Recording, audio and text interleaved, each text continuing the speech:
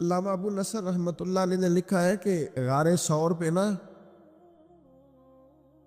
حضرت ابو بکر صدیق رضی اللہ تعالیٰ عنہ نے نبی کریم علیہ السلام کی خدمت میں عرض کیا تھا کہ یا رسول اللہ صلی اللہ تعالیٰ علیہ وسلم آپ رکیں، پہلے میں جاتا ہوں، آپ رکیں پہلے میں جاتا ہوں، پھر آپ تشریف لائیے گا۔ تو وہ فرماتے ہیں کہ یہ بات اس بات کی طرف اشارہ ہے کہ جس دل میں ابو بکر صدیق پہلے آئے وہیں حضور تشریف لایا کرتے،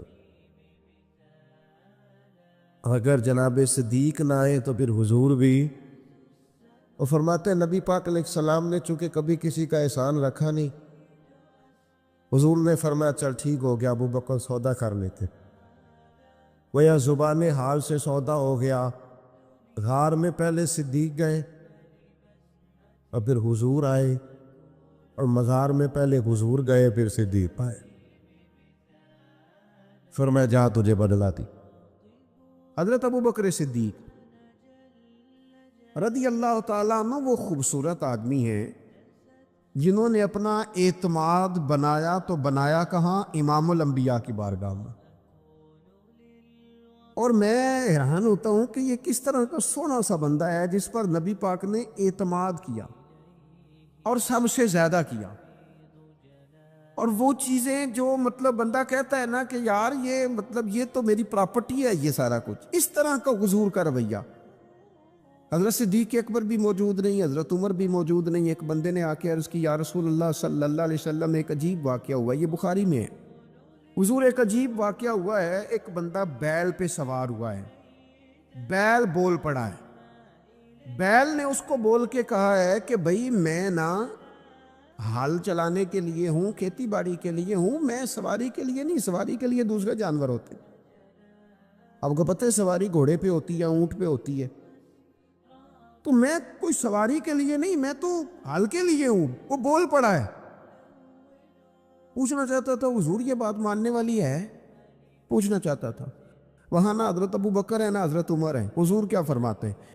فرمایا میں بھی مانتا ہوں، ابو بکر بھی مانتا ہے، عمر بھی مانتا ہے۔ اللہ چاہے تو بیل بول سکتا ہے، میں بھی مانتا ہوں، ابو بکر بھی مانتا ہے، عمر بھی مانتا ہے۔ اس کا کیا مطلب ہے؟ شارحین حدیث کہتے ہیں اس کا مطلب یہ ہے، حضور بتانا چاہ رہے ہیں جو میں کہہ دوں نا یہ دونوں فوراً ہی مان جاتے ہیں۔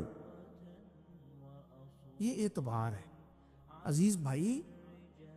حضرت صدیق اکبر کا جو انداز ہے نا، میں آپ کو عرض کروں، خانقاہوں پہ غریب لوگ، آستانوں پہ غریب لوگ، مساجد میں غریب لوگ، میلاد کی محفل میں غریب لوگ۔ اقبال نے بہت پہلے کہا تھا کہ آ کے صف آرا جو ہوتے ہیں تو غریب، اور نام لیتا ہے گر کوئی ہمارا تو غریب۔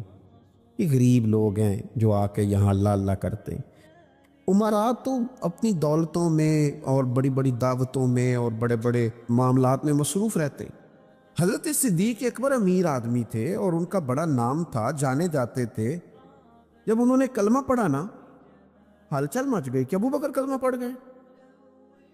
یہ جو آیت میں نے تلاوت کی ہے نا وَاتَّبِعْ سَبِيلَ مَنْ أَنَابَ إِلَيَّ، اس آیت کی تفسیر میں علامہ سید محمود آلوسی اندلسی رحمۃ اللہ علیہ صاحب تفسیر روح المعانی نے لکھا ہے کہ یہ جو اللہ فرماتے ہیں نا اس کے پیچھے چل جو میری راہ لایا، یہ آیت کب نازل ہوئی؟ فرماتے ہیں حضرت صدیق اکبر نے کلمہ پڑھا تو جنگل کی آگ کی طرح خبر پھیل گئی، ہر کونے میں باتیں ہونے، اور ابو بکر بھی کلمہ پڑھ گئے۔ اتنا بڑا تاجر، سردار، اپنے قبیلے کا مالدار بندہ ابو بکر، حضرت ابو بکر صدیق رضی اللہ تعالیٰ عنہ اتنے بڑا نام رکھتے تھے۔ اب انہوں نے جب کلمہ پڑھا نا تو ان کے جو دوست تاجر تھے نا، بڑے بڑے لوگ جنہوں نے اونٹ رکھے ہوں، ان کے دروازے بھی اونچے ہی ہوتے ہیں، تو اونچے دروازوں سے اونچے لوگ ہی آتے ہیں، اونچے اونچے لوگ ان کے دوست تھے۔ کون؟ سب سے امیر آدمی حضرت عبد الرحمن ابن عوف، مکے کے بہترین تاجر حضرت عثمان غنی، حضرت زبیر بن عوام، حضرت سعید بن زید، حضرت طلحہ بن عبید اللہ، یہ ان کے دوستوں کی جماعت تھی۔ یہ سارے اکٹھے ہو کے نا تو تصدیق کرنے گئے، جا کے کہنے لگے ابو بکر آپ نے کلمہ پڑھ لیا، سنا ہے؟ آپ فرمانے لگے سادہ تو نہیں نا اس سوال کا جواب، یہ کوئی عام کسی کا ذکر تو نہیں نا کہ میں فٹافٹ کر دوں ذرا بیٹھ جاؤ. یہ